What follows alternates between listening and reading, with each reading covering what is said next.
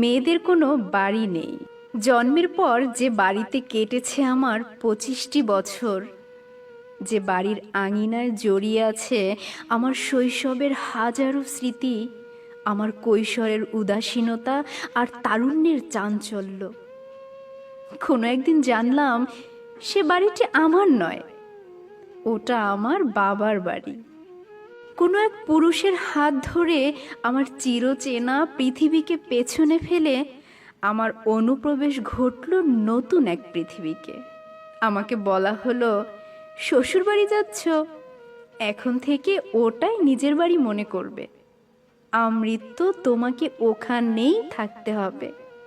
কোনো এক পরগাছার মতো আমার পুরনো সব শিকড়কে উপড়ে ফেলে নিজেকে প্রতিস্থাপন করলাম অন্য কোনো গাছের শিকড়ে।